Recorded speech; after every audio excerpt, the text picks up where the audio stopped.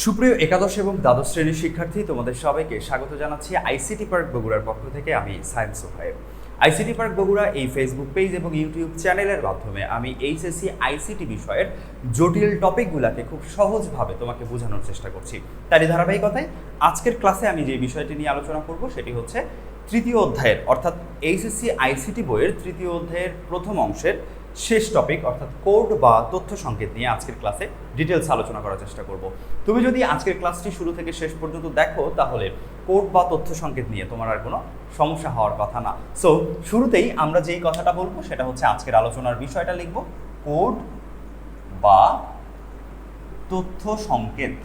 ওকে, code বা তথ্য সংকেত, এটি হচ্ছে আমাদের আজকের আলোচনার বিষয়। তো তুমি যদি কোড বা তথ্য সংকেত বুঝতে চাও তাহলে তোমাকে প্রথমে আগে একটা ছোট্ট এক্সাম্পল বুঝতে হবে। এক্সাম্পলটা কি?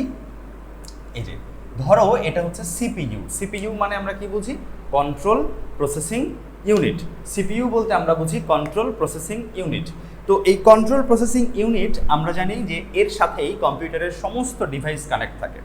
যেমন মাউস সিপিইউর সাথে কানেক্ট, মনিটর সিপিইউর সাথে কানেক্ট, ইনপুট যত ডিভাইস আছে সব এই সিপিইউর সাথে কানেক্ট হয়, আবার আউটপুট যত ডিভাইস আছে তাও এই সিপিইউর সাথে কানেক্ট হয়। তাহলে আমরা কি জানি? সিপিইউ আমরা ইনপুট দেই, সিপিইউ প্রসেস করে আমাদেরকে কি দেয়? আউটপুট দেয়। তাহলে আমরা সিপিইউ এ ইনপুট দিই, সিপিইউর ভিতরে সেটা প্রসেস করে আমাদেরকে কি দেয়? আউটপুট দেয়। তাহলে আমরা যে সিপিইউকে ইনপুটটা দিচ্ছি কার মাধ্যমে দিচ্ছি? যে সকল ডিভাইসের মাধ্যমে আমরা সিপিইউ এ ইনপুট দেই সেই ডিভাইসগুলোকে আমরা বলি ইনপুট ডিভাইস, আর যেই ডিভাইসগুলোর মাধ্যমে আমরা কম্পিউটার থেকে ফলাফল পাই সেগুলোকে আমরা বলি আউটপুট ডিভাইস। তাহলে আমরা মাউসের মাধ্যমে কম্পিউটারে ইনপুট দিয়ে থাকি, কিবোর্ডের মাধ্যমে আমরা ইনপুট দিয়ে থাকি, স্ক্যানারের মাধ্যমে ইনপুট দিয়ে থাকি। এই সকল ডিভাইসের মাধ্যমে আমরা বিভিন্ন ধরনের ইনপুট কম্পিউটারকে দিয়ে থাকি। আর কম্পিউটার থেকে যেগুলো আমরা পাই, যেমন মনিটরের মাধ্যমে আমরা দেখতে পাই, আমরা স্পিকারের মাধ্যমে শুনতে পাই, আমরা প্রিন্টারের মাধ্যমে প্রিন্ট করতে পাই। সো এই যে ডিভাইসগুলোর মাধ্যমে আমরা কম্পিউটার থেকে কোনো তথ্য বা কোনো ফলাফল বা কোনো রেজাল্ট বের করি সেগুলোকে আমরা বলি আউটপুট ডিভাইস। তো যা হোক, আমরা ইনপুট ডিভাইসে আছি। ইনপুট ডিভাইস বলতে আমরা যেটা বুঝবো বা ধরে নিব সেটা হচ্ছে কিবোর্ড। ধরো আমরা কিবোর্ডের কথা বলি। কিবোর্ডে অনেকগুলো বাটন থাকে। কি কি থাকে? যেমন বর্ণ থাকে, বর্ণ ধরো এ থেকে জেড পর্যন্ত বর্ণ বা অ্যালফাবেট বা বর্ণও থাকে। এরপরে অঙ্ক থাকে, 0 থেকে 9 পর্যন্ত বর্ণ থাকে, অঙ্ক থাকে। এরপর গাণিতিক চিহ্ন থাকে। গাণিতিক চিহ্ন কি? যেমন প্লাস, মাইনাস, ইনটু, ডিভাইডেড, এই জিনিসগুলো থাকে। আরেকটা বিশেষ চিহ্ন থাকে কিন্তু, হ্যাঁ। আর আরেকটা ক্যাটাগরি যেটা বিশেষ চিহ্ন। বিশেষ চিহ্ন কি থাকে? @, হ্যাশট্যাগ, অ্যাঙ্গেল ব্র্যাকেট ইত্যাদি অনেকগুলো বিশেষ চিহ্ন থাকে। তাহলে আমরা কি করি? কিবোর্ডের মাধ্যমে যখন কোনো বর্ণ, অঙ্ক, গাণিতিক চিহ্ন বা বিশেষ চিহ্ন সিপিইউকে টাইপ করি বা সিপিইউকে আমরা দেওয়ার চেষ্টা করি। ধরো আমি কিবোর্ডের মাধ্যমে এ প্রেস করছি, তাহলে সিপিইউর ভিতরে আমার কি প্রবেশ করলো? এ প্রবেশ করলো। এখন প্রশ্ন হচ্ছে সিপিইউ মানে কম্পিউটার কি এ বোঝে? কম্পিউটারের নিজস্ব ভাষা কি? কম্পিউটারের নিজস্ব ভাষা হলো বাইনারি। সো আমি যখন কিবোর্ডের মাধ্যমে এ প্রেস করছি তখন সিপিইউর মধ্যে এ প্রবেশ করছে ঠিকই, বাট সিপিইউ কিন্তু সরাসরি এ বুঝতে পারছে না। সিপিইউ এই এ কে কি করবে? তার নিজের ভাষায় কনভার্ট করবে, নিজের ভাষায় অনুবাদ করবে। তাহলে সিপিইউ এই এর জন্য একটা বাইনারি মান কল্পনা করবে। ধরো বাইনারি মান কল্পনা করবে। আবার আমি যখন সিপিইউর মধ্যে প্লাস দিব তখন প্লাসও সিপিইউ সরাসরি বুঝবে না, প্লাসের জন্য একটা বাইনারি মান চিন্তা করবে। আমি যখন বিশেষ চিহ্ন দিচ্ছি @, তখন এই @এর জন্য কি করবে? সিপিইউ একটা বাইনারি মান কল্পনা করবে। তার মানে আমি সিপিইউকে যে ইনপুটই দিই না কেন সিপিইউ সেই ইনপুটের জন্যই কি করছে? আলাদা আলাদা বাইনারি মান কল্পনা করছে। আমি বলছি না যে এর বাইনারি এটা, তা বলছি না, আমি জাস্ট এক্সাম্পল দিচ্ছি। তো আমি যখন কোনো কিছু সিপিইউকে দিচ্ছি তখন সিপিইউ সেই জিনিসগুলোকে তার ভাষায় কনভার্ট করছে।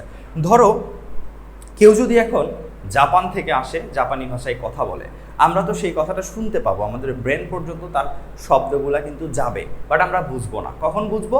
যখন ওই শব্দগুলাকে আমরা বাংলায় কনভার্ট করব, আমাদের ভাষায় কনভার্ট করব, তখন আমরা বুঝতে পারবো। কম্পিউটারও ঠিক সেম কাজটাই করে। কম্পিউটার আমাদের সরাসরি ইনপুটগুলো, আমাদের ভাষাগুলো নেয়, নেয়ার পর সে তার ভিতরে একটা এনকোডার নামে অপশন আছে বা সফটওয়্যার আছে যার মাধ্যমে সে আমাদের ভাষাগুলোকে তার ভাষায় কনভার্ট করছে। আমরা পরবর্তীতে এনকোডার ডিকোডার সম্পর্কে জানবো ইনশাআল্লাহ। তো এই জিনিসগুলোকে তার নিজের ভাষায় কনভার্ট করে নিচ্ছে। তো নিজের ভাষায় কনভার্ট করে নেওয়ার পর এখানে যা পাওয়া যাচ্ছে এগুলাকেই বলা হচ্ছে কোড। আমি যদি আরো সহজভাবে বলি, বাংলায় যদি আমরা কোনো একটা শব্দ লিখি, কোনো একটা কিছু লিখি, সেটাকে আমরা বলবো শব্দ। যদি ওই শব্দটাকে আমরা ইংরেজিতে বলি তাহলে ওটা হবে কি? ওয়ার্ড। বাংলায় হচ্ছে শব্দ, ইংরেজিতে হচ্ছে ওয়ার্ড, আর বাইনারিতে লিখলেই সেটা হবে কোড। আশা করি বিষয়টা ক্লিয়ার। তো এই হচ্ছে বিষয়। এখন আমরা এই কোডের সংজ্ঞা দিতে পারি কিভাবে? বিভিন্ন ধরনের বর্ণ, অঙ্ক, গাণিতিক চিহ্ন এবং বিশেষ চিহ্ন, বিভিন্ন ধরনের বর্ণ, অঙ্ক, গাণিতিক চিহ্ন এবং বিশেষ চিহ্ন সিপিইউকে বোঝানোর জন্য যে বাইনারি বিন্যাস ব্যবহার করা হয় তাকেই কোড বা তথ্য সংকেত বলে। সো চলো আমি এটা একটু লিখে দেই তোমাকে। কোড বা তথ্য সংকেতের যে সংজ্ঞাটা এটা একটু লিখবো এবার। বলে তাহলে কি দাঁড়ালো?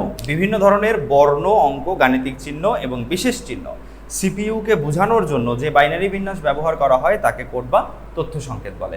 আশা করি কোড বা তথ্য সংকেতের সংজ্ঞাটা তোমার ক্লিয়ার। এবার চলো আমরা একটু কোড বা তথ্য সংকেতের প্রকারভেদটা দেখার চেষ্টা করি। আর এর ফাঁকে আরেকটা কথা বলে নেই, সেটি হচ্ছে আমরা এই যে ফুল কোর্স ইউটিউব এবং ফেসবুকে আমি যে ফুল কোর্সটা দেওয়ার চেষ্টা করছি, এই কোর্সের ভিতরে আমি তুলে ধরার চেষ্টা করছি মূল বিষয়গুলো।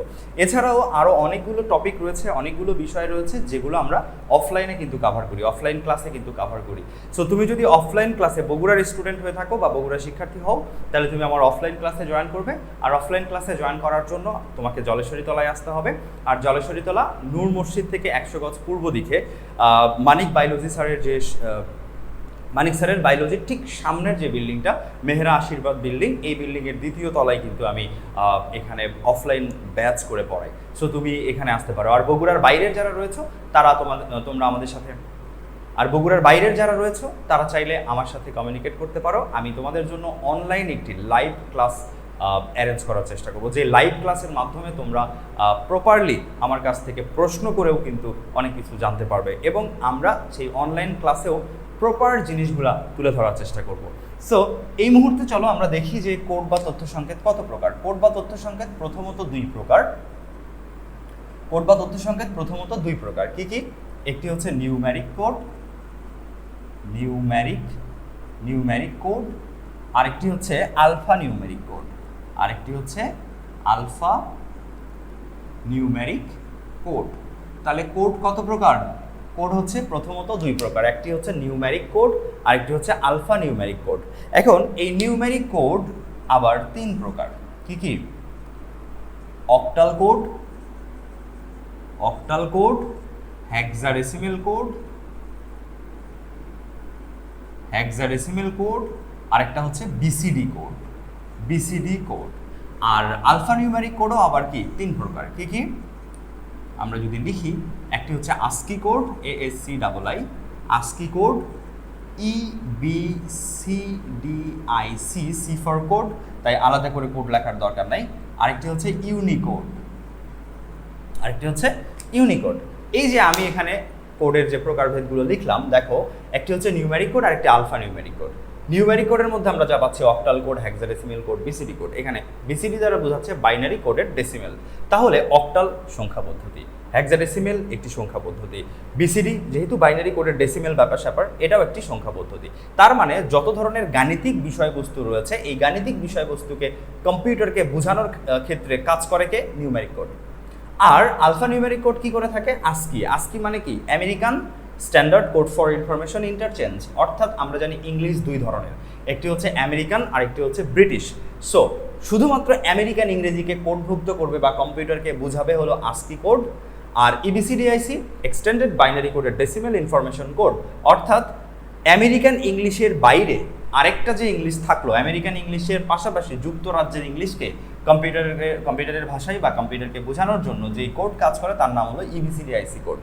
আর ইউনিকোড হচ্ছে ইউনিভার্সাল কোড, মানে সার্বজনীন কোড। অর্থাৎ পৃথিবীতে যত ভাষা আছে সমস্ত ভাষাকে কোডভুক্ত করবে কে? ইউনিকোড। তার মানে আমরা বুঝলাম ASCII, EBCDIC এবং ইউনিকোড এগুলা সবই হচ্ছে বিভিন্ন ধরনের ভাষা নিয়ে কাজ করে। সো আলফা নিউম্যারিক কোড কি কাজ করে?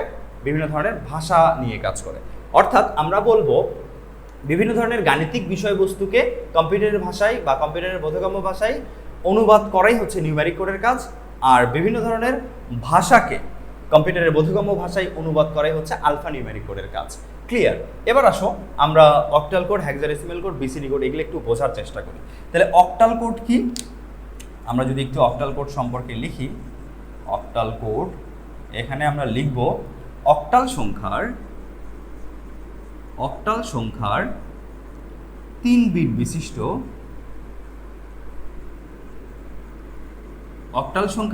বিশিষ্ট বাইনারি রূপকেই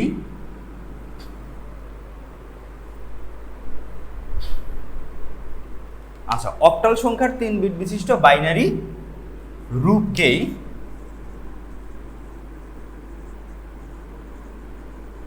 অক্টাল কোড বলে। অক্টাল সংখ্যার 3 বিট বিশিষ্ট বাইনারি রূপকে অক্টাল কোড বলে। আর এর ফাঁকে আরেকটা কথা বলে নেই, সেটা হচ্ছে তুমি চাইলে এই ক্লাসটি কিন্তু তোমার ফ্রেন্ডের সাথে শেয়ার করতে পারো, তোমার ফ্রেন্ডও কিন্তু এই বিষয়টা ক্লিয়ারলি বুঝতে পারবে তাহলে। আচ্ছা, সো অক্টাল কোড গেল, এবার আসো হেক্সাডেসিমেল কোড দেখি।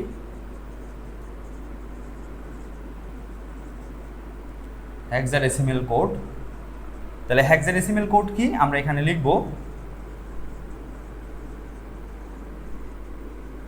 হেক্সাডেসিমেল সংখ্যার 4 বিট বিশিষ্ট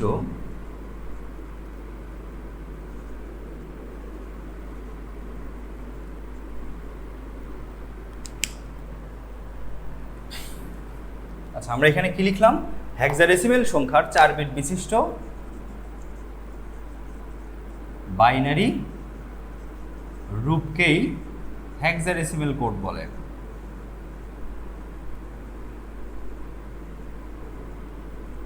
হেক্সাডেসিমেল সংখ্যার 4 বিট বিশিষ্ট বাইনারি রূপকে হেক্সাডেসিমেল কোড বলে। ক্লিয়ার? এবার আমি বিসিডি কোডটা লিখবো, দেন তারপরে বাকি যে কোডগুলো আছে ওইগুলো বোঝার চেষ্টা করবো। আমি এটা একটু মুছে দিচ্ছি।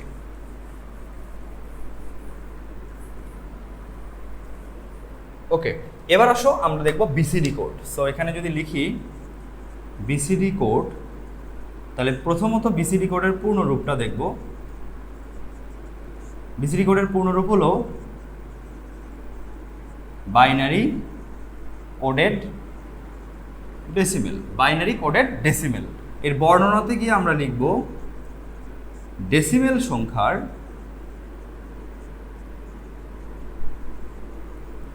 4 বিট বিশিষ্ট, ডেসিমেল সংখ্যার 4 বিট বিশিষ্ট বাইনারি রূপকেই বিসিডি কোড বলে। তাহলে কি দাঁড়ালো, ডেসিমেল সংখ্যার 4 বিট বিশিষ্ট বাইনারি রূপকে বিসিডি কোড বলে। ক্লিয়ার? এবার চলো আস্কি, বিসিডি, আইসি এবং ইউনিকোডটা বোঝার চেষ্টা করি। এবার আমরা ইবিসিডি আস্কি কোডটা একটু দেখব। ASCII ASCII code. তো প্রথমে আমরা আস্কি কোডের পূর্ণরূপে যাব।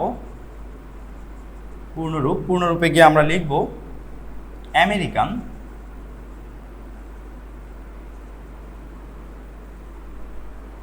American standard code for information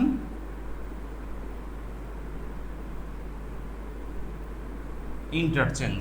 American standard code for information interchange, এটি হচ্ছে মূলত আমাদের আস্কি কোডের পূর্ণরূপ। এবার যদি আমরা আস্কি কোডের বর্ণনাতে যাই, আস্কি কোডের বর্ণনাতে গিয়ে আমরা লিখব যার সাহায্যে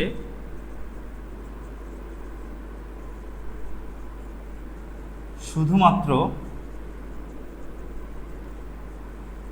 আমেরিকান ইংরেজিকে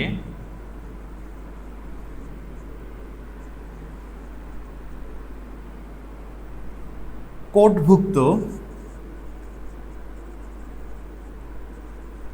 করা যায়। তাহলে যার সাহায্যে শুধুমাত্র আমেরিকান ইংরেজিকে কোডভুক্ত করা যায় তাকে ASCII আস্কি কোড বলে। ক্লিয়ার? এবার চলো ইবিসিডি আইসিটা দেখি। আর তোমরা এই জিনিসগুলো নোট করার সময় ভিডিওটা পজ করে দেন এগুলা নোট করে নিতে পারবে। আচ্ছা, এবার চলো আমরা দেখব ইবিসিডি আইসি কোড। EBCDIC। আচ্ছা, এটার পূর্ণরূপটা আগে দেখো।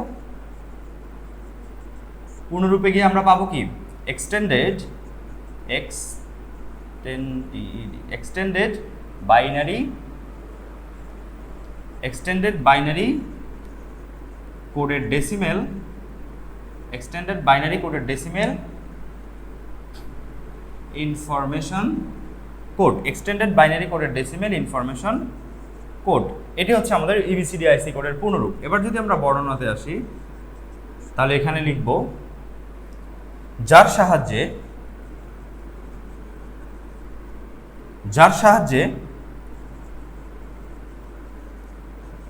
আমেরিকান ইংরেজি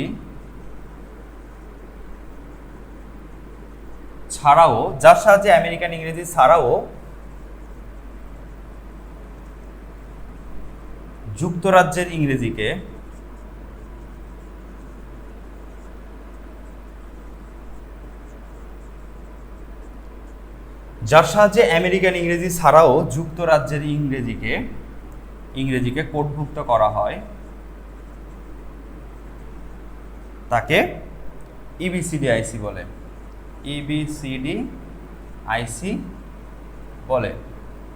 তাহলে যার সাহায্যে আমেরিকান ইংরেজি ছাড়াও যুক্তরাজ্যের ইংরেজিকে কোডভুক্ত করা হয় তাকে ইবিসিডিআইসি কোড বলে। এবার আমরা দেখব ইউনিকোড। সো এটা মুছে দিই।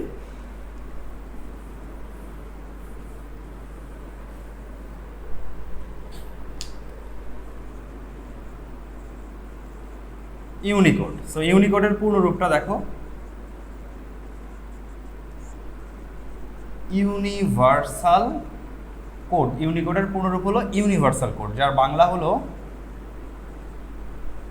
সার্বজনীন কোড। ইউনিকোডের বাংলা কি? সার্বজনীন কোড। এবার যদি এর বর্ণনাতে আসি, তাহলে বর্ণনাতে এসে আমরা লিখব যার সাহায্যে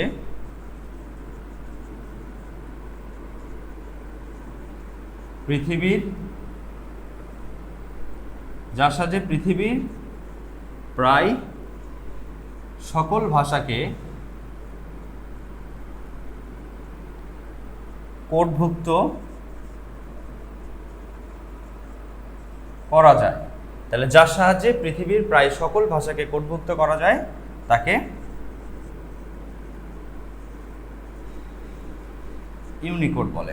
সো সবাই ভালো থাকবে, কথা হবে পরের আলোচনায়। সে পর্যন্ত আল্লাহ হাফেজ।